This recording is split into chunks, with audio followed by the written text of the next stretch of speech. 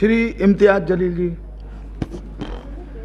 अध्यक्ष महोदय, 14 सितंबर 1984 को जब हमने द फैमिली कोर्ट्स एक्ट बनाया तो उसका मकसद ये था कि हम कंसिलिएशन के ज़रिए, यानी कि हम बातचीत के ज़रिए, समझौता के ज़रिए मामलों को निपटा सके। ये एक्ट 1984 में बनाया गया था। आज तकरीबन 40 साल के बाद अगर हम सब ये सवाल करें अपने आप से कि क्या ये एक्ट बनने के बाद हमने इस एक्ट के ज़रिए फैमिली कोर्ट में जितने भी मामले आए हैं उनको इंसाफ दिलाने के अंदर हम कामयाब हुए हैं, तो दुर्भाग्यवश मैं ये कहना चाहूँगा कि हमारा जवाब नहीं होगा। वरना आज 40 साल के बाद करीब 12 लाख जो फैमिली कोर्ट के मैटर्स है वो अदालतों के अंदर इंसाफ का इंतज़ार नहीं कर रहे होते। एक्ट बनाना बहुत आसान है, लेकिन एक्ट बनाने के बाद उसका इम्प्लीमेंटेशन हो रहा है या नहीं हो रहा है, ये भी इस सदन की जिम्मेदारी है कि इसके ऊपर नज़र रखना। वरना एक्ट तो बन गया, लेकिन आज क्या वजह है कि इस 130 करोड़ की आबादी वाले देश के अंदर महज 715 फैमिली कोर्ट चलाए जा रहे हैं। मैं फैमिली कोर्ट का मकसद, मंत्री जी, मैं आपका ध्यान इस बात के ऊपर आकर्षित करना चाहूँगा। अध्यक्ष महोदय, फैमिली कोर्ट्स का मतलब सिर्फ ये नहीं है कि पति पत्नियों का विवाद, कि बच्चा किसके कब्जे में जाएगा, बच्ची किसके कब्जे में जाएगी, एलिमनी की अमाउंट कितनी होगी, कब दी जाएगी, कैसे दी जाएगी, घर किसके कब्जे में जाएगा, किसके हिस्से में जाएगा। फैमिली कोर्ट्स का मतलब हम सिर्फ यही समझते हैं, और बहुत सारे जितने भी सम्मानीय सदस्यों ने कहा है, इन्हीं का उदाहरण दिया है। मैं मंत्री जी आपसे हाथ जोड़कर विनती करना चाहूँगा, हम एक ऐसे समाज के अंदर रहते हैं जहाँ एक नई संस्कृति को हम देख रहे हैं कि हमारे बूढ़े माँ बाप जिन्होंने हमें पाल पोस कर बड़ा किया है, जब वो बूढ़े हो जा रहे हैं तो इस देश के अंदर बहुत सारे ओल्ड एज होम्स खोले जा रहे हैं, वृद्ध आश्रम खोले जा रहे हैं। क्या इनके लिए कोई कानून है कि जिन माँ बाप ने अपने बच्चों को पाल पोस कर बड़ा किया है, जब वो बूढ़े हो गए, बच्चे की शादी हो गई, तो बहू को माँ बाप पसंद नहीं आ रहे, अपने सास ससुर पसंद नहीं आ रहे, बेटा अपने माँ बाप को बोझ समझ रहा है, और एक दिन दोनों बेटा बहू अपने बूढ़े माँ बाप को उठाते हैं, ले जाते हैं, और जिस तरह घर का कचरा उठाकर हम बाहर फेंक देते हैं, तो हम उन्हें ओल्ड एज होम में ले जाकर छोड़ दे रहे हैं।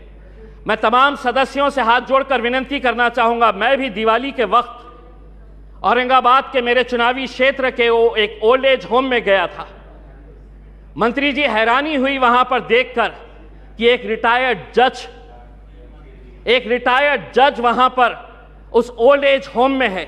मुझे यकीन नहीं हुआ जब मैंने उसका नाम सुना कि उसके बेटे, इतना बड़ा घर है, ऐसा नहीं है कि बहुत गरीब है कि आप माँ बाप को पाल नहीं सकते हैं, लेकिन एक रिटायर्ड जज भी उस ओल्ड एज होम में जब हमने देखे तो तब समझ में आया कि ये समाज कहाँ जा रहा है करके।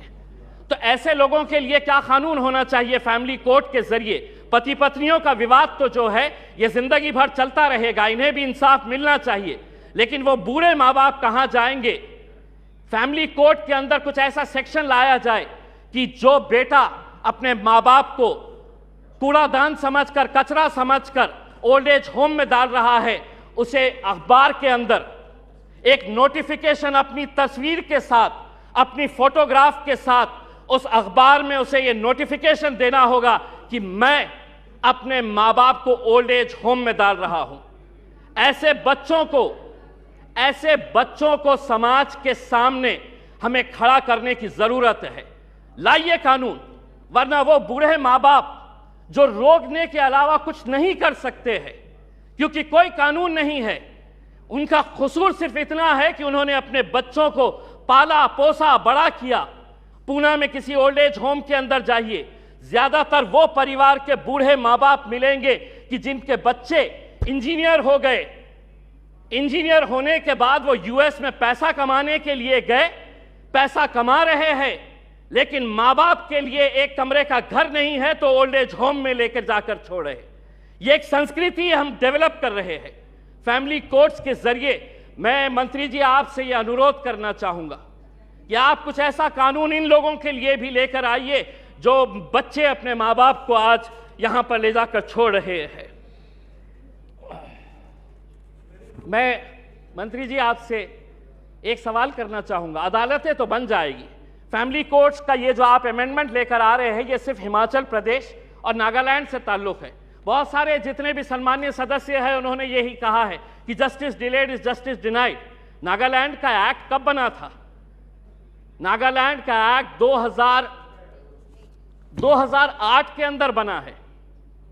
अगर यहीं पे अगर हम इतना डिले कर रहे हैं कि पुराने फैसले जो विदाउट पार्लियामेंट के पास किए गए हैं, आज अगर इतने सालों के बाद हम ये अमेंडमेंट लेकर आ रहे हैं कि नागालैंड के 2008 के बाद जितने भी जजेस ने फैसले दिए हैं रेट्रोस्पेक्टिव इफेक्ट से हम इसको आज के दिन पास कर रहे हैं, यानी कि गलती अगर हमारे पास से ही हो रही है तो हम उन अदालतों से कैसे इंसाफ की गुहार लगाएंगे। अदालतें एक्ट बनाना बहुत आसान है।